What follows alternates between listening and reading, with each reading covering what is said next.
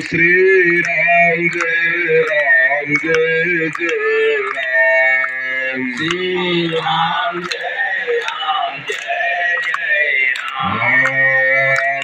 प्रभु कृपा करो यही भांति, अब प्रभु सब तज भजन करो दिन राति, सब भजन करो दिन राति। श्री राम जय जय राम, श्री राम जय जय राम।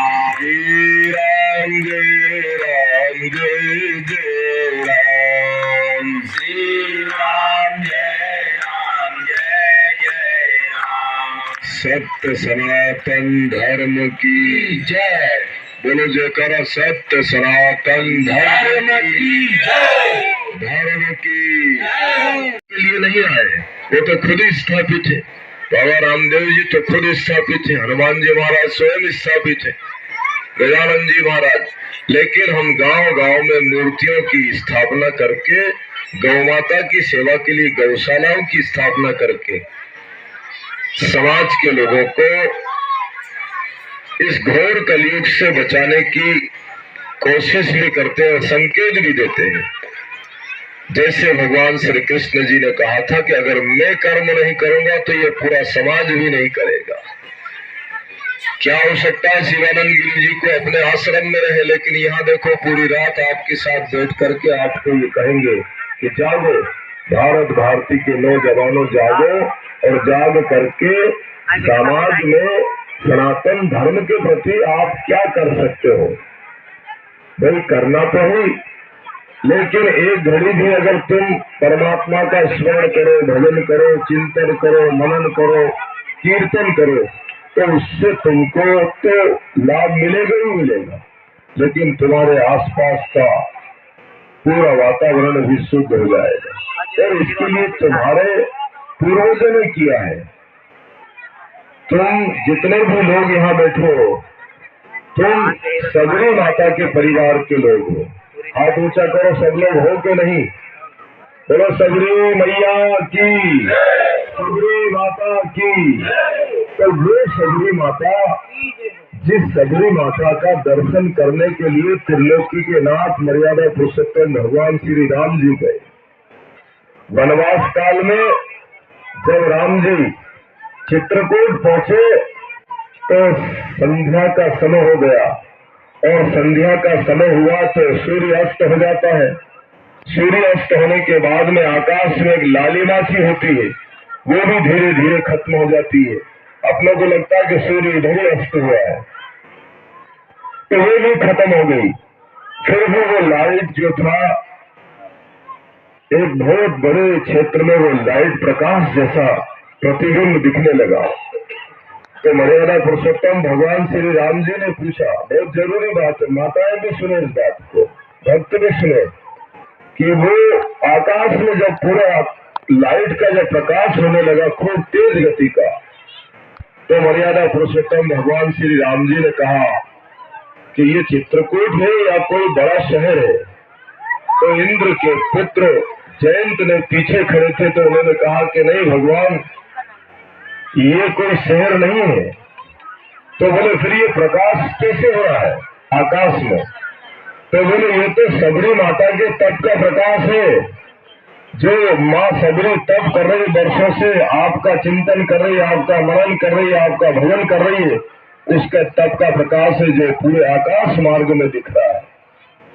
तो भगवान मर्यादा पुरुषोत्तम श्री राम जी ने अपने चरणों से चरण पादुका निकाली और माँ सबरी को प्रणाम किया, और बाकी संतों से और भक्तों से ये कहा कि सुबह प्रातः काल मैं पंपापुर जाकर के सबरी को प्रणाम करने की कोशिश करूंगा। तो तुम सब लोगों के लिए कितनी बड़ी बात है कि सबरी ने तप किया था और अपने बालों से, केसों से झाड़ू लगाई थी कि मेरे राम आएंगे, मेरे प्रभु आएंगे और मैं उनका दर्शन करूंगी, और वो जब आए तो उनके पांव में कोई कंकर ना लग जाए, कांटा ना लग जाए। ये अभी जो गाना चल रहा है ना कि भगवान आएंगे, मेरी झोपड़ी में राम आएंगे, तो ये सबरी ने कहा था, ये किसी कवि ने इधर उधर ने नहीं कहा, ये तो सबरी ने कहा था कि मेरे राम आएंगे, मेरी झोपड़ी में आएंगे।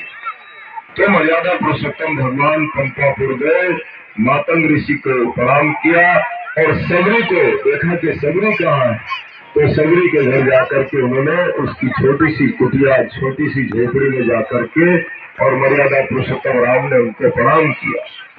सबरी का पूरा परिवार जो है, पूरे देश में जितने भी आदिवासी भक्त हैं, जिनको लोग भील बोल देते हैं, जिनको आदिवासी बोल देते हैं, कुछ निकट से लोग ये बोलते हैं कि ये आदिवासी जो है, ये आदिवासी खाते और आदि ताजी खाते, इसलिए इनको आदिवासी बोलते हैं। लेकिन मैं आपको ये बताता हूँ कि आदिवासी का मतलब ये है कि जो आदि काल से देश में निवास कर रहा है, वो अगर कोई है तो वो आप सब लोग हो।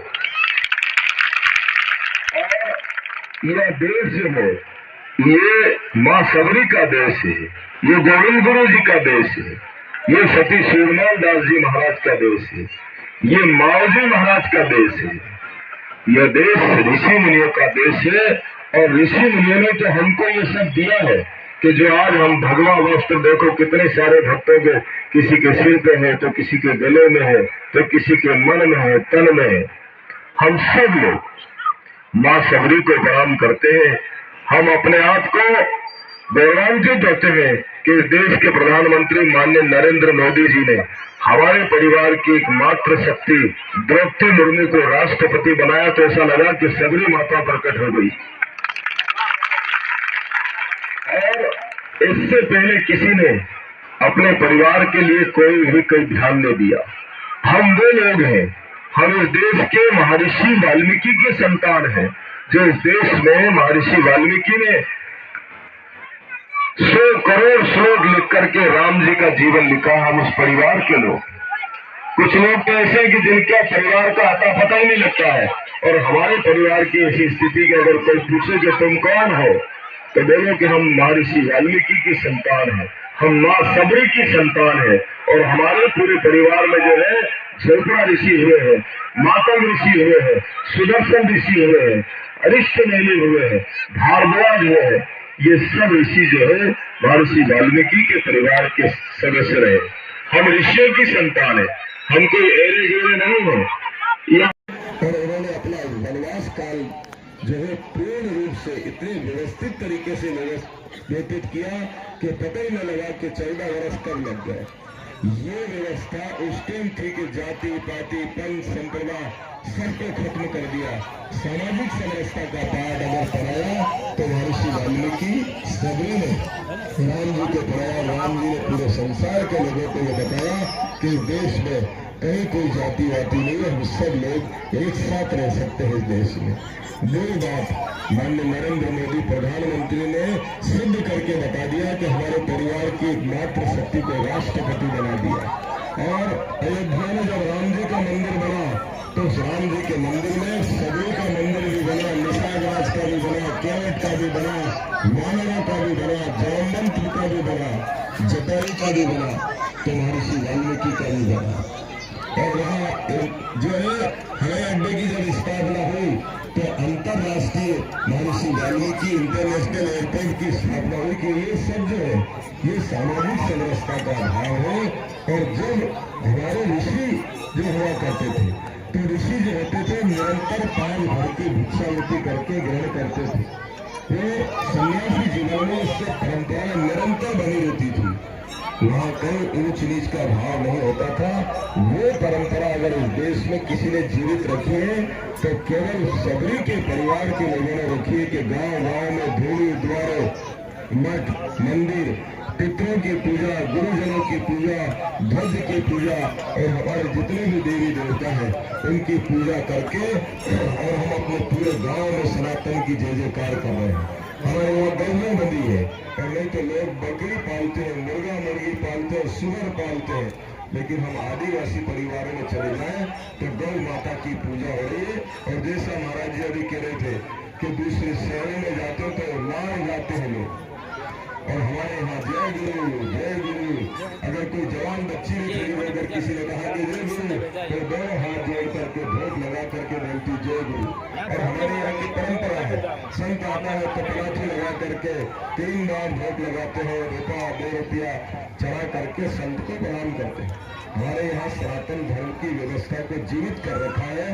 आज के इस पवित्र अवसर पर विजय सिंह जी ने हमको यहाँ बुला करके, हालांकि मैं जब भी गुजरात जाता हूँ तो पेटलागढ़, मेघनगर, थांदला, झाबुआ और ये मेघावा ये सब यहीं से होकर के जाता है। लेकिन इस गांव में पहली बार आया हूँ। कौन नदी है यहाँ पर? पद्मावती नदी। और मुझे थानोनाथ जी ने भी बताया कि गोविंद गुरु जी महाराज की समाधि स्थल भी इसी नदी के किनारे पर है। और गोविंद गुरु जी कितनी बड़ी इस दुनिया की ताकत हुई है कि जिन्होंने अंग्रेजों से लड़ा लिया है, जिन्होंने भारत देश को आजाद कराने में इतने सारे अंग्रेजों को खदेड़ा है कि उनको सोच भी नहीं सकते। कभी गोविंद अपना जो है वो मानगढ़ धाम कितनी बड़ी जगह है। ऐसी पवित्र जगहों पर हमारे महापुरुषों ने निरंतर किसी का आबाद का अंतर नहीं हुआ। ऐसी व्यवस्था हमारे देश में हमने देश के लिए जीने की कोशिश करी और भारत में अग्रणी पंक्ति में हमने खड़े रह करके भारत के भाल को ऊंचा किया। कभी भारत के शान की, कभी हमने बिगाड़ने की कोशिश नहीं करी। हमने हमेशा इस भारत देश को सुरक्षित और व्यवस्थित रखने में अग्रणी पंक्ति में खड़े होकर के पीठ पे नहीं सीने पर गोली खा करके और देश के लिए जीने का काम किया। जो समाज अगर कोई है तो सबरी माता का परिवार है। इसलिए आज के इस पवित्र प्रसंग पर हमने जो प्रतिमाएं का अनावरण किया है, आप सब लोगों से विशेष अनुरोध है कि गौ माता की सेवा करनी है तो अकेला कौन करेगा? बीएससी क्यों करेगा? पूरे गांव के लोग जितने यहाँ बैठे हैं सब लोग अपने अपने घर से एक एक मुट्ठी अन्न रोज निकालो और एक घड़े में डालो। अगर तुम दाल खाते हो, चावल खाते हो, तो चावल डाल दो घड़े में, कलश में। आटा अगर तुम रोज उपयोग में लेते हो तो एक मुट्ठी आटा आश्रम के लिए डाल दो। और एक रुपया एक घर से भी निकले और ये सोचे कि ये 1 रुपया हमारा गौ माता की सेवा में जाएगा, तो ये आश्रम का आनंद भी हो जाएगा और पूरे गांव का नाम भी होगा और आपको पुण्य भी प्राप्त होगा और मानवीय जीवन की सार्थकता भी होगी। इसलिए आज के इस पवित्र प्रसंग पर हम ये संकल्प लें कि अगर हमने 30 दिन चावल खाया तो 30 मुट्ठी चावल एक कलश में डाल दो और पूर्णिमा के दिन वो सिर पर रख करके कलश मंदिर में आकर के मंदिर में दान करो, तो वो तुम्हारा अन्न जो है यहाँ पर भी बाकी भक्तों के मुंह लगेगा और तुम्हारा जीवन भी सार्थक होगा और तुमको ऐसा लगेगा कि हमने जो कमाया था वो अन्न का दाना बाकी साधु संतों के और भक्तों के भी मुख में लगा है। इसलिए आज का जो प्रसंग है, आप सब लोग जितनी माताएं यहाँ बैठी अगर बच्चों को जन्म दे रही हैं तो 5 वर्ष की आयु में उस बच्चे को विकसित कराने की कोशिश करो, संत के चरणों में डालने की कोशिश करो। अगर संत के शरण में बच्चा नहीं गया तो फिर न जाने किस किस की शरण में जाना पड़ेगा। इसलिए अगर संत की शरण में एक बार चला गया तो फिर दुनिया में और किसी की शरण में जाने की आवश्यकता नहीं पड़ेगी। हमारा बच्चा अगर गुरुमुखी होगा तो सबरी का नाम चलेगा, महर्षि वाल्मीकि का नाम चलेगा, मातंग ऋषि का चलेगा, सुदर्शन ऋषि का चलेगा, भारद्वाज ऋषि का चलेगा, अरिष्टनेमि ऋषि का चलेगा। और फिर बाद में गोविंद गुरु जी महाराज और दुनिया के जितने भी हमारे बाकी संत हैं, सबकी परंपराएं निरंतर जीवित रहेंगी, ऐसी मेरी भावना है। आप सब लोग जागो और जाग करके इस राष्ट्र के लिए जीने की कोशिश करेंगे, तो क्योंकि हमने राष्ट्र के लिए ही जिया है, निरंतर हमने अपने लिए नहीं जिया। जीना भला उसका जो औरों के लिए जिए और मरना भला उसका जो अपने लिए जिए, और जीता है वही जो मर चुका देश और धर्म के लिए। ये सब जीवित तो है जिनकी प्रतिमाएं हम लगा करके प्रणाम कर रहे हैं। अगर ये जीवित नहीं होते तो मूर्ति की प्राण प्रतिष्ठा नहीं होती, मूर्ति नहीं लगती। इसलिए इनसे मार्गदर्शन लेकर के और इन महापुरुषों से मार्गदर्शन लेकर के आप अपने जीवन को ही कृतार्थ करें और कम से कम ये प्रयास करें कि हमसे कोई प्रेरणा लेकर के और अपने जीवन को सार्थक करेगा। हम रोज बोली मरा बेटी पसंती और ये सब गाड़ियां गाते हैं ना, रात्रि में भजन करते हैं तो एक से एक गाड़ियां विलासते हैं, बड़े बड़े महापुरुषों की गाड़ियां गाते हैं, लेकिन उन गाड़ियों को अपने मुख से निकालने के साथ साथ उसको स्वयं भी आत्मसात करना। और अगर अपन आत्मसात नहीं किए तो पड़ोसी अपने को कहेगा कि ये रात भर भजन गाता है और सुबह वो खोटे कर्म करता है। तो समाज में से मांस मदरा और जितना भी धूम्रपान है इन सब को निकाल करके नदी में डाल दो, ठंडा कर दो और अपने आप के जीवन को इतना पवित्र कर दो, इतना सार्थक कर दो कि आने वाले को लगे कि ये सबरी का परिवार है, ये मातंग ऋषि का परिवार है, महर्षि वाल्मीकि का परिवार है और इनसे हमको प्रेरणा मिली है। हालांकि मुझे ये मालूम है कि जो तांडव पूरे देश के बड़े शहरों में हो रहा है वो हमारे छोटे छोटे गांव में नहीं हो रहा है। लोग अंधेरी रात में न जाने क्या क्या करते हैं, बोल नहीं सकते, देख नहीं सकते, सुन नहीं सकते। हमारे सब परिवार के लोग खूब अच्छा सा जीवन जीते हैं। भाषा भेष और भोजन पर हमारा बहुत अच्छा सा कंट्रोल है, लेकिन फिर भी मैं भी आपके परिवार का हूँ, मैं भी सबरी माता के परिवार का हूँ। मेरे को ये विजय सिंह को भाड़े से लेकर के नहीं आया, किराए से नहीं आया, मैं तुम्हारे परिवार का सदस्य हूँ। और आज ये स्थिति है कि मैं तुम्हारे परिवार का सदस्य होने के नाते उधर द्रौपदी मुर्मू राष्ट्रपति है तो इधर मैं भी पार्लियामेंट में सदस्य में उनके साथ खड़ा हुआ हूँ, क्योंकि मैं आपके परिवार का हूँ।